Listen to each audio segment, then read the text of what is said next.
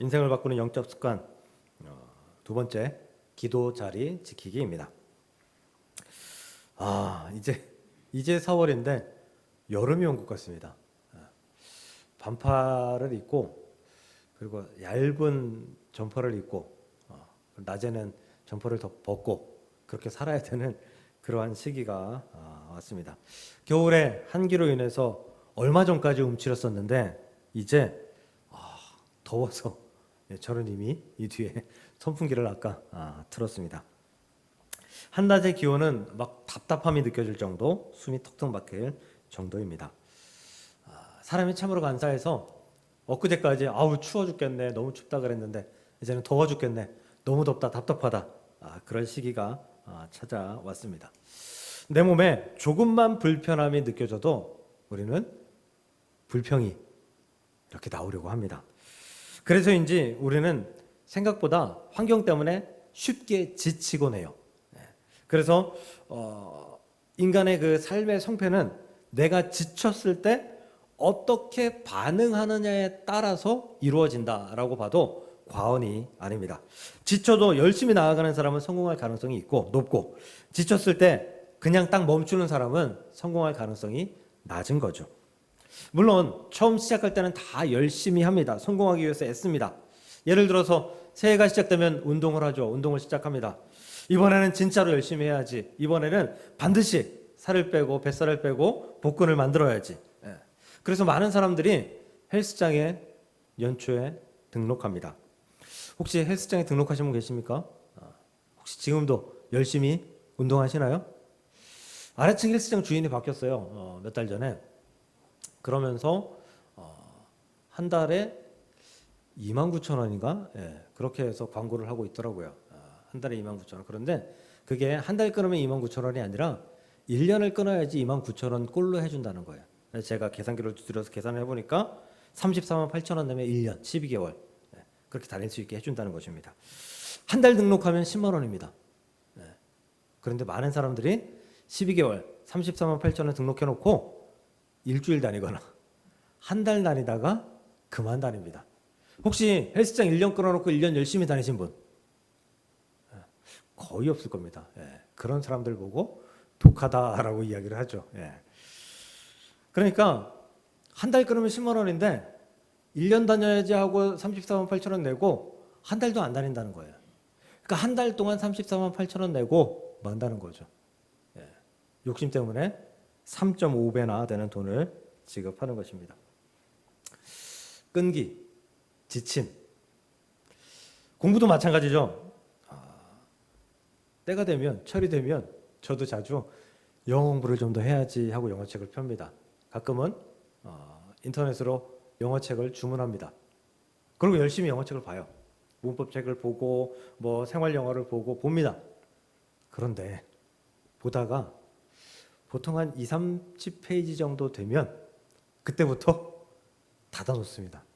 그리고 닫아놓고 책상 한 켠에 놨다가 어느 순간에는 책꽂이에 가서 꽂아놓고 1년 내내 보지 않습니다. 가장 많이 실패하는 게 다이어트고 가장 많이 실패하는 게 공부이죠. 우리는 왜 그러죠? 저만 그런가요? 저는 왜 그러죠? 인간이 못나서 그런가요? 능력이 없어서 그런가요? 못나서도 아니고요. 능력이 없어서도 아닙니다. 문제는 끝까지 견디지 못하고 지침을 견디지 못하기 때문입니다. 오늘 말씀의 주제인 기도도 똑같습니다. 마찬가지입니다. 처음에는 열심히 기도합니다. 간절히 기도하죠. 아프기 시작하니까 아픔 때문에 기도해. 문제가 시작하니까 문제 때문에 기도합니다. 시험이 닥쳐 있어서 시험 앞에서 기도하고, 자녀를 위해서 기도하고, 가정의 어려움을 위해서 기도하고, 어떨 때는 눈물을 흘려가면서 하나님 앞에 엎드립니다. 그런데 상황이 지나도, 시간이 지나도 상황이 그대로이면, 시간이 지나도 상황이 그대로이면 마음이 조금씩 지치기 시작합니다. 무너지기 시작하는 거죠.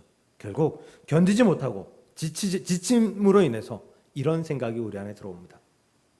이번에도 기도해도 응답이 없네. 기도하는데 달라지는 게 없네. 하나님께서 내 기도를 과연 듣고 계신 걸까? 그러다가 그런 생각을 하다가 어느덧 기도의 자리에서 멀찌감치 떨어져 있는 나 자신을 발견하게 됩니다. 지쳐서 끝까지 기도하지 못한 결과입니다.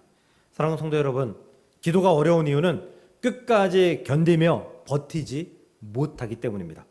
그래서 예수님은 오늘 본문에서 제자들에게 기도의 기술, 기도의 방법 이런 것들에 대해서 먼저 가르치신 것이 아니라 기도의 태도에 대해서 가르치셨다는 것입니다. 오늘 본문 1절을 다시 보면요, 예수께서 그들에게 항상 기도하라고 했는데, 기도하는데 어떻게 기도하냐? 낙심하지 말아야 할 것을, 기도하는데 낙심하지 말아야 될 것은, 기도하는데 몇 월 며칠 몇 시에 하나님 앞에 나아가는 자세는 어떻게 하고 몇 분을 기도하고 이런 것들을 가르치신 게 아니라 가장 먼저 낙심하지 않고 기도하는 법을 배워라 라고 말씀하셨다라는 거예요. 예수님 보시기에 제자들의 잘못된 기도의 태도는 낙심, 즉 끝까지 견디지 못하고 포기하는 태도였다라는 것입니다. 오늘 말씀을 통해서 낙심 때문에, 지침 때문에 기도의 자리를 떠났던 우리의 모습을 돌아보고 다시 기도의 자리를 붙잡을 수 있는 결단이 저와 여러분들 안에 있기를 간절히 소망하고 축복합니다. 낙심하지 않고 끝까지 기도함으로 응답도 경험하는 귀한 복된 삶, 인생이 바뀐 삶을 살아갈 수 있는 우리 모두가 될 수 있기를 주님의 이름으로 간절히 축복합니다. 먼저 계속 기도의 자리를 찾아가십시오. 예수님은 오늘 본문에서 기도에 대해 말씀하시면서 비유를 하나 들려주십니다. 2절입니다. 어떤 도시에 하나님을 두려워하지 않고 사람을 무시하는 한 재판장이 있는데, 재판장을 어떻게 설명하고 있나요? 이 사람은 하나님을 두려워하지 않아요. 사람도 존중하지 않아요. 사람을 무시합니다. 쉽게 말하면 신앙적인 양심도 없고 사람들의 고통에 대해서, 아픔에 대해서 공감도 하지 못하는 그러한 사람이라는 거예요. 사람들이 아무리 그 마음속에 외침을 외쳐도 듣는 듯 마는 듯, 자신의 이익에 달려있지 않으면 아무 신경 쓰지 않는 그런 사람이라는 거예요. 요즘 말로 하면 읽고 듣고 씹는 사람, 전화해도 안 받고 문자해도 답이 없는 그런 사람이라는 거죠. 이 재판장 앞에 한 과부가 찾아옵니다. 본문 3절입니다. 그 도시에 한 과부가 있어 자주 그에게 가서 내 원수에 대한 나의 원한을 풀어주소서라고 이 재판장에게 말했다라는 거예요. 여기서 가장 중요한 단어는 자주입니다. 자주. 과부는 거절당했을 거예요. 과부는 무시당했을 거예요. 과부는 문전박대 당했을 거예요. 아마도 욕을 먹었을 때도 있을 거예요. 업신여김을 당했을 것 같기도 합니다. 그런데 그럼에도 불구하고 자주 계속 찾아갔다라는 거예요. 왜일까요? 왜 이 과부가 재판장을 찾아갔을까요? 물론 문제를 해결해 달라라는 거죠.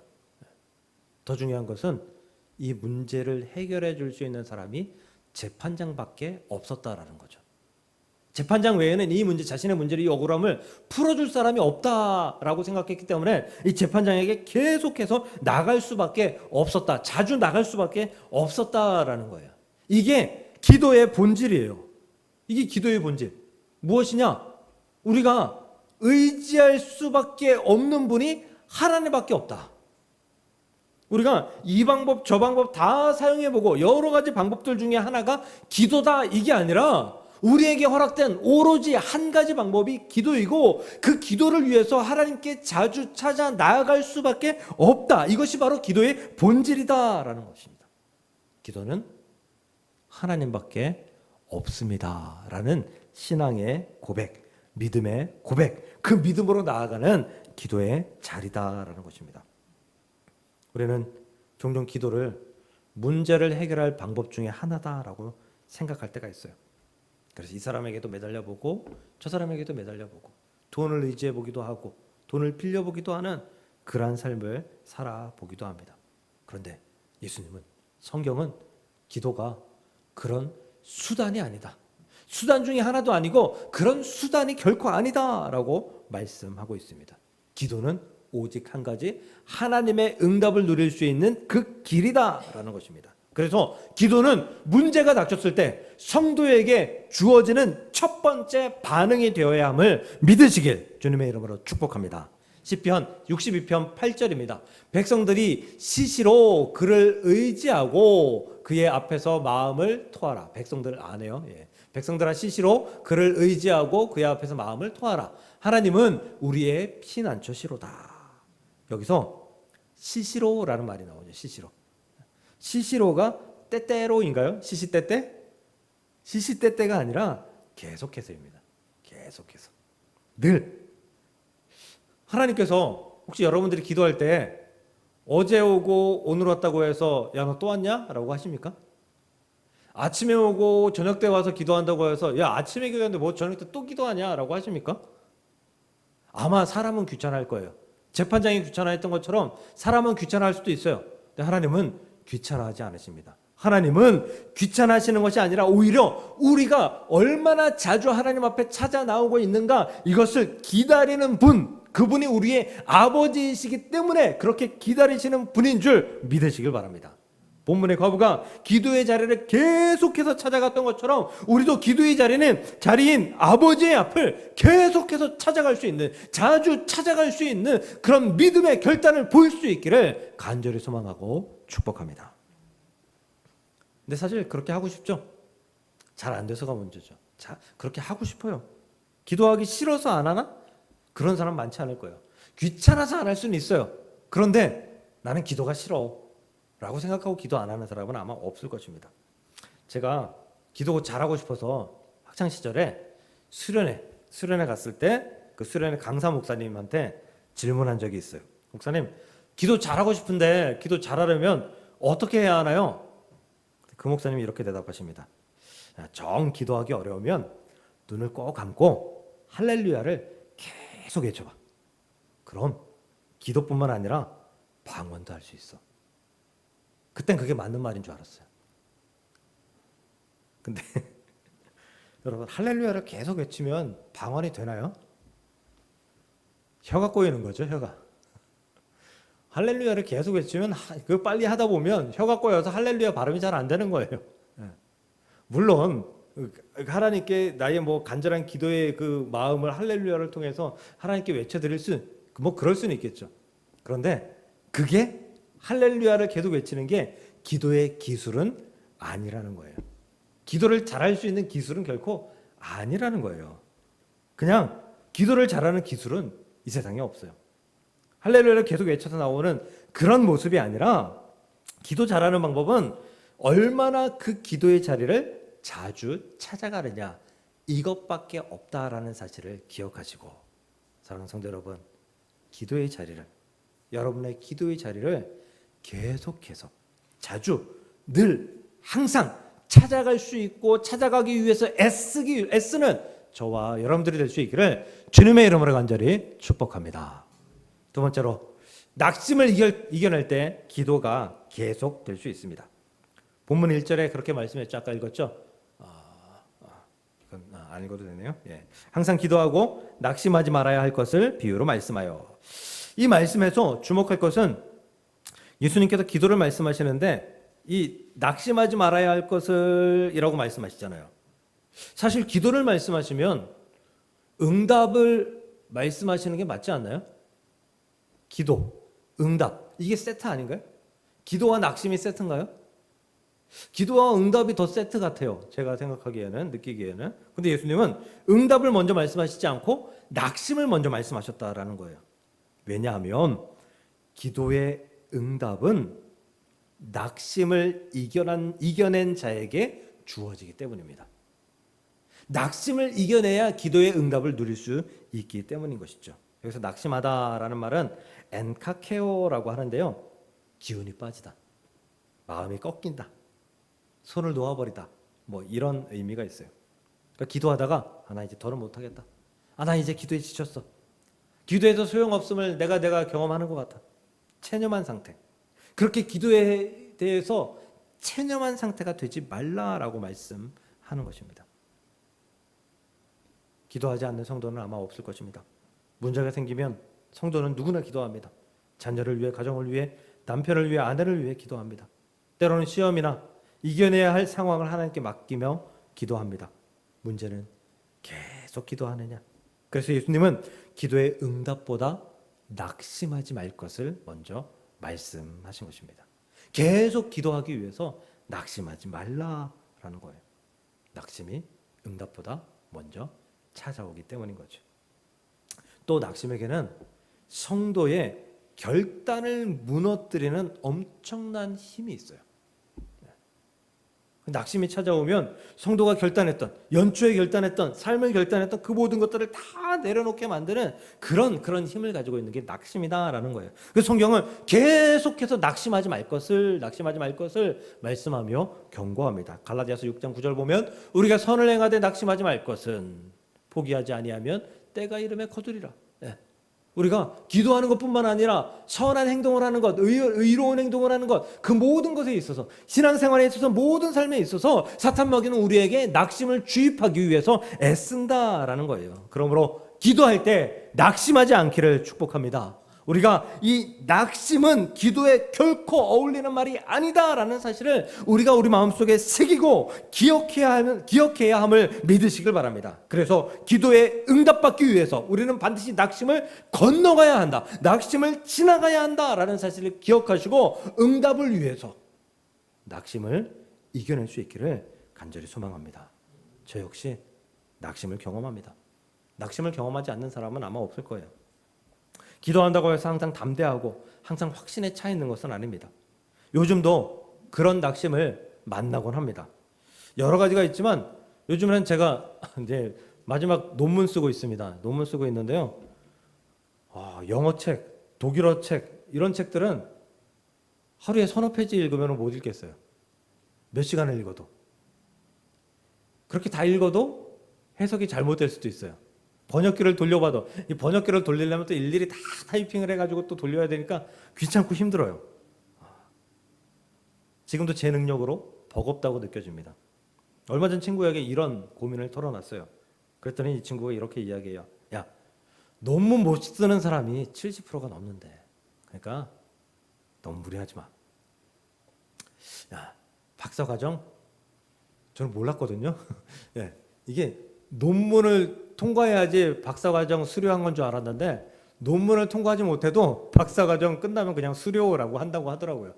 수료한 사람들이 많아. 논문 통과한 사람들보다. 그러니까 너도 수료만 해. 위로하는 말이죠.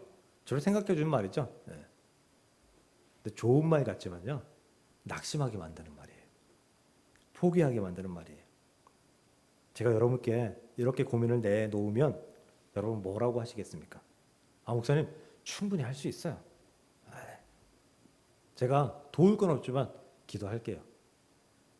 이게 낙심하지 않고 격려하고 위로하는 것입니다. 낙심을 이기려면 포기하지 않아야 합니다. 또 포기하지 않도록 도와야 합니다. 포기하지 않으려면 하나님만 바라봐야 합니다. 진짜 필요한 말은 낙심을 이길 수 있는 말이기 때문입니다.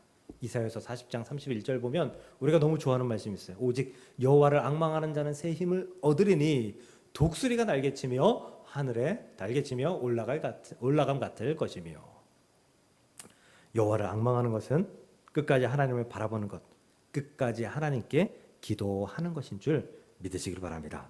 사랑하는 성도 여러분, 낙심이요, 오히려 낙심이 이렇게 우리한테 딱 찾아오면 우리가 기도 열심히 하고 있다는 증거가 될 수도 있어요. 낙심은 그냥 기도 생활 안 하고 믿음 생활 그냥 대충 하고 시원치 않게 하고, 그런 사람에게 잘 안 찾아가요. 열심히 기도하려고 하는 사람, 열심히 신앙생활하려고 하는 사람, 그 사람한테 찾아가거든요. 그러니까 낙심이 딱 찾아왔다라고 하면 내가 더 기도 열심히 해야 될 때이구나라고 느끼시면 돼요. 내가 지금 잘하고 있구나라고 느끼시면 돼요. 그래서 낙심이 찾아오면 더 깊은 기도로 들어갈 수 있는 문이구나라고 생각하시고 낙심으로 인해 포기하지 않으시고 낙심을 이겨낼 수 있는 저와 여러분들 될 수 있기를 주의 이름으로 간절히 축복합니다. 마지막 세 번째로요, 기도의 자리를 지키면 인생이 바뀔 수 있습니다. 이런 궁금증 가져보신 적 있으시지 않나요? 왜 어떤 사람은 기도를 통해 인생이 바뀌었다고 하는데 어떤 사람은 기도해도 그대로일까? 죄송하지만 왜 나는 기도해도 그대로일까? 차이는 단순합니다. 기도는 하느냐의 문제가 아니라 지키느냐, 버티느냐 그 문제이기 때문입니다. 예수님께서 오늘 본문에서 과부의 비유를 말씀하신 이유도 여기에 있어요. 본문 7절 보면 하물며 하나님께서 그 밤낮 부르짖는 택하신 자들의 원한을 풀어주지 아니하시겠느냐. 여기서 중요한 표현은 밤낮 부르짖는입니다. 과부는 하루에도 몇 번씩 같은 자리에 와서 재판장에게 밤낮 부르짖으며 요청했다, 기도했다라는 거죠. 즉 습관처럼 눈이 띄어지면 재판장을 찾아간 거예요. 저녁이 되면 돌아가고 아침이 되면 찾아가고 이 일을 계속해서 습관처럼 반복했다는 거죠. 습관은 참 무섭습니다. 습관이 무서운 이유는요, 한 번 결심하는 것보다 이 습관의 반복이 더 큰 힘을 가지고 있기 때문입니다. 우리의 인생을 바꾸기 때문이죠. 그래서 만약에 우리에게 기도가 습관이 된다면 그 기도의 습관은 우리의 삶에서 엄청난 힘을 발휘하게 됩니다. 그리고 그 기도의 힘으로 인해서 우리의 인생이 바뀌게 된다는 것입니다. 기도에서 가장 중요한 것은 내가 기도를 얼마나 잘하느냐, 멋있게 하느냐, 이게 아니에요. 지속, 반복, 습관입니다.